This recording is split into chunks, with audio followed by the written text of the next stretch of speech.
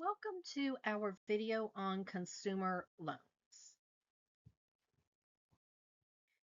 So in this lesson, we are going to determine payments for an add-on loan, learn how to compute finance charges on credit cards using the unpaid balance method. We're also going to learn how to compute those finance charges using the average daily balance method. And then we are going to also compare credit card finance charge methods. So to begin, let's look at calculating a monthly payment using the add-on interest method. And this is pretty much exactly like it sounds. We are adding on the interest and then dividing that total amount due by the number of months needed to pay back the loan. So this is where if you watch the video on interest and we looked at calculating simple interest and then like total amount using the principal plus the interest, this is kind of building off of that. So we are going to take our principal and add the interest to it, divide by the number of monthly payments we're going to make, and that gives us the monthly payment that we will have. So how about this? Okay, so we have Angela, whose bank has given her a 4-year add-on interest loan for $6,480 at an annual interest rate of 11.65%. So if you recall, interest is principal times rate times time. So our principal is 6,480. Our rate in decimal is 0.1165, and the time in years is 4. So when we grab our calculator and we want to do 6,480 times 0.1165 and then times 4, that gives us a total interest that will be paid of $3,019.68. So how about the payments? Well, principal plus interest divided by the number of payments. So if we are looking at a 4-year loan, okay, then we need to remember that 4 years is going to be 48 monthly payments. Okay, so we will have our $6,480 plus the interest of $3,019.68 and divide that by 48 monthly payments. And when we do that, we get that each payment is going to be $197.91. So this is how much Angela's payments will be to pay back this loan in 4 years.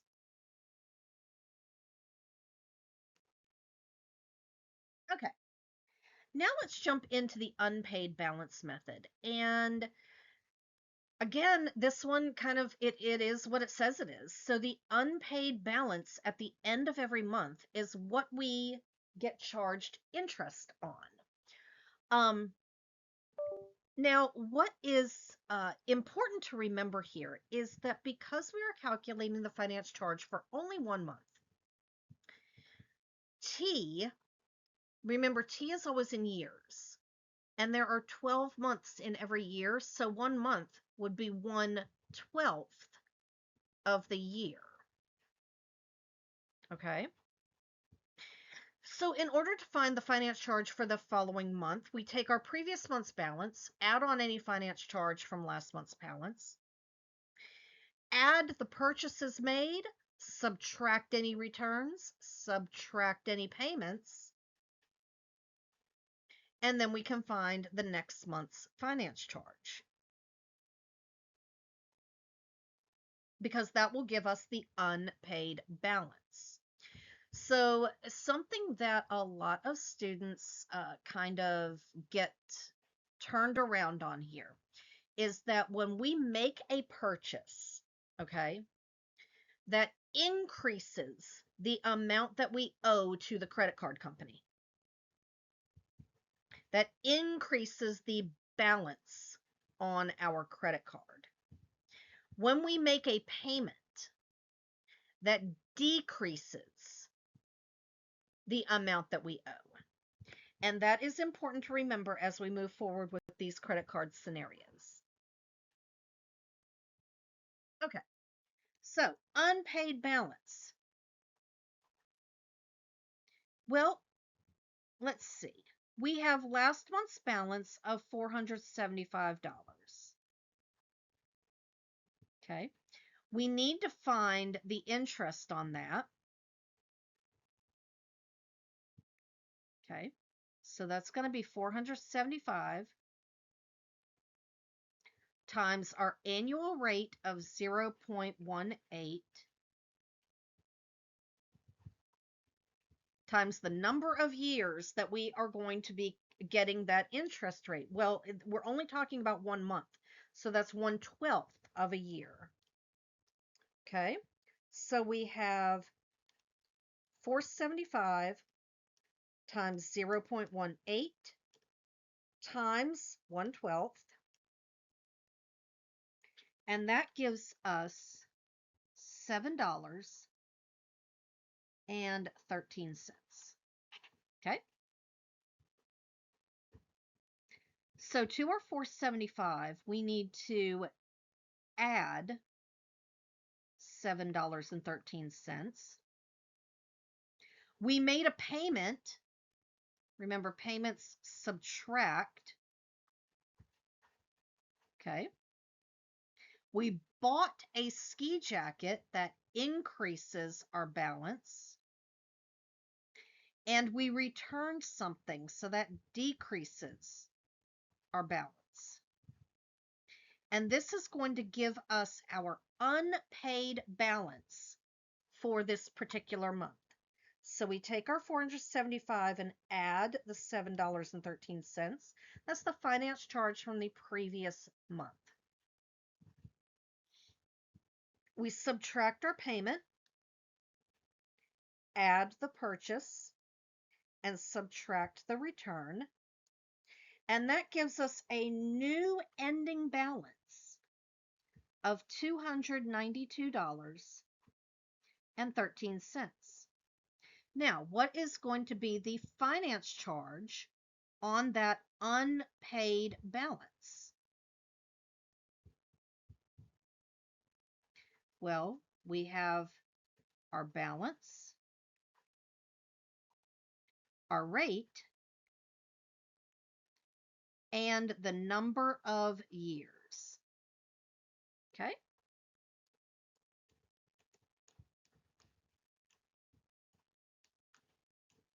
Which means that the amount of interest we are going to pay on our credit card for this particular balance is going to be $4.38.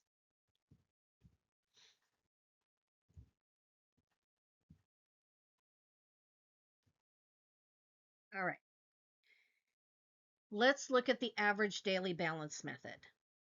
The average daily balance method does have a lot of moving parts. So as you're watching this video, feel free to pause, rewind, come back, take notes, and reach out to your instructor for any questions that you might have. Okay. Just as with the other methods, the name of this method is very descriptive. Average daily balance. So what is the average balance that we carry on our credit card throughout the month? Well, we begin by adding the balances of all the days of the month. So whatever the balance is on that particular day, we add it all up. Then we find the average. We divide that sum by the number of days in that month. And then we calculate the finance charge. Now, because this is the average daily balance method, we need to use a daily finance charge, which means that our T is going to change to a daily calculation. So our formula, I equals PRT, is going to remain the same. Principal is the average of all of our balances.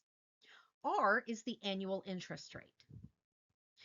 T now is the number of days in the month divided by 365. So we are taking that annual interest rate and the number of years that we are calculating for is whatever number of days divided by 365 to convert our yearly interest rate to a daily interest rate. Okay, let's look at this in practice. All right. So our previous month's balance is $280. Okay. So on August 1st, our balance is $280. And on August 2nd, because we haven't done anything, and on August 3rd, and again on August 4th. That is the balance on our credit card each of those days. Now, on August 5th, we make a payment of $75. So we reduce the amount that we owe by $75, which means that now on August 5th, our balance is $205. Okay, notice that on the 4th, it's $280. On the 5th, we make that payment of $75. So we reduce the balance on our credit card by $75. And our credit card balance does not change.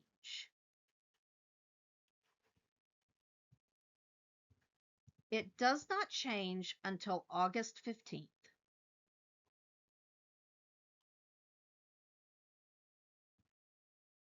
So each one of these days, and don't worry, I'm going to show you a shortcut to this. I just want to lay it out in calendar form to begin with. And if the calendar form is what you understand best, there's no reason why you can't continue to use the calendar form. I personally think it makes a lot of sense. There's just a shorter way to go about this. Okay? All right. Now on August 15th, we are charged $135 for hiking boots. So we go and we buy hiking boots for $135, which means that we increase our balance by $135, which brings our balance now to $340. And again, we remain at $340 until August 21st.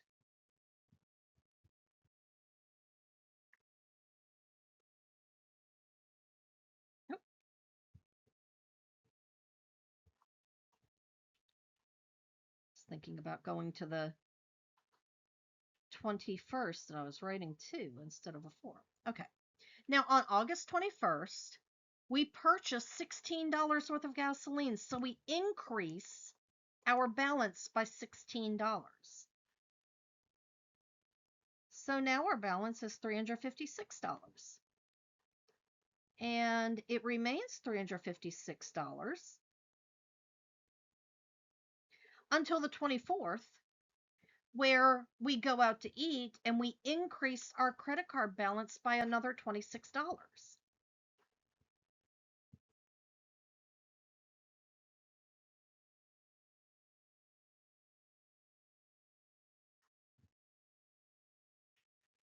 and it remains that way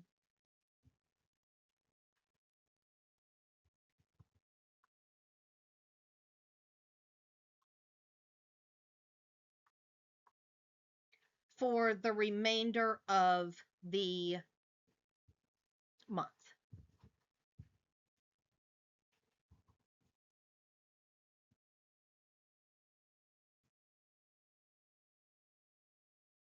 Okay, so I promised you an easier way to look at this. So we filled out our calendar, okay? But there is a much easier way of doing this. So the balance on August 1st, okay? This balance is true for days 1, 2, 3, and 4, and this balance is $280. So we have the balance for 4 days. Okay. Then when we make our $75 payment, that's true for days 5, 6, 7, 8, 9, 10, 11, 12, 13, and 14. And that balance is $205. Okay. So for 10 days, our balance is $205. Then we charged $135 on the 15th. So that's good for the 15th, the 16th, the 17th, the 18th, the 19th, and the 20th. And when we charged $135, that takes our balance to $340. And our account is at $340 for 6 days. Then we charge $16 on the 21st. So for the 21st, 22nd, and the 23rd, our balance is $356. So for 3 days, our balance is $356. And then on the 24th, for the 25th, 26th, 27, 28, 29, 30, and 31, because we charged another $26. So now our balance is $382, and it is that balance for 8 days. Okay. So you do 4 times the 280 plus 10 times the 205 plus 6 times the 340 plus 3 times the 356 plus 8 times the 382, and that gives you a total of all of these values of $9,334. But when we divide that by 31, that's going to give us the average balance that we carried throughout the month. So our average balance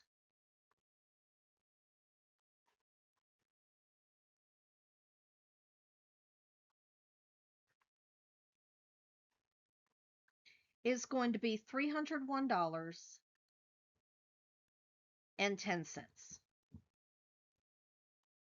So this is what we're going to do to find our finance charge. So we take our average balance, we multiply it by our interest rate, and What did we have for our interest rate? Unfortunately, I can't go back to the previous slide.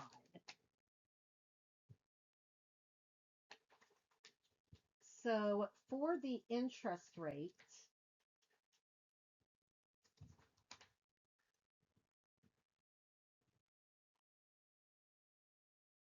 we have a 21%.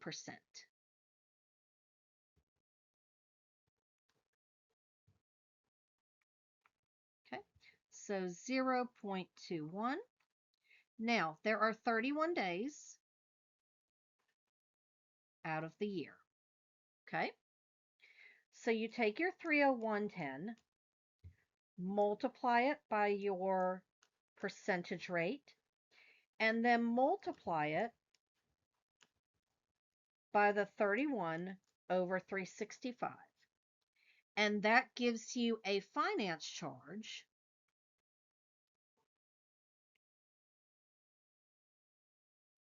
on your average daily balance of $5.37.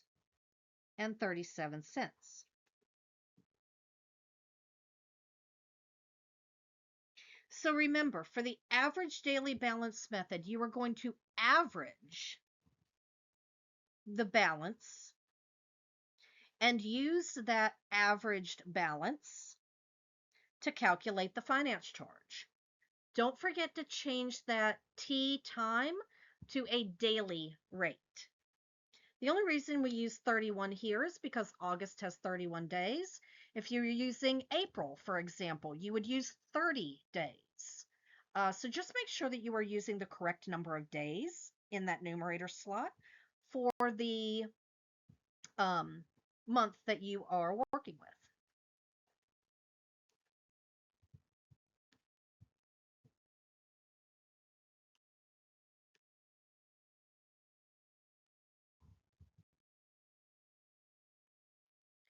So now let's look at a comparison. So we have the same purchases, different cards. So we have one card that uses the unpaid balance method. And remember, that's last month's balance plus last month's finance charge. Take away any payments, add in any charges. That gives us the unpaid balance of $408.75.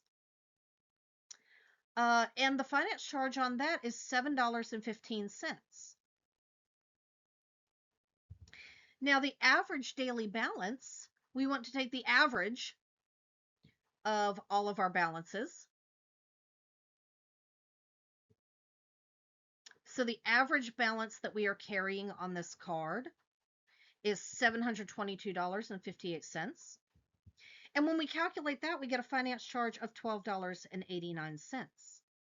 So it is extremely important when you are looking at different credit card options and different credit opportunities to make sure that you are paying attention to how the finance charges are calculated so that you can be a wise consumer of credit. So as always, please ask your instructor if you have any questions. We are here to help in any way we can.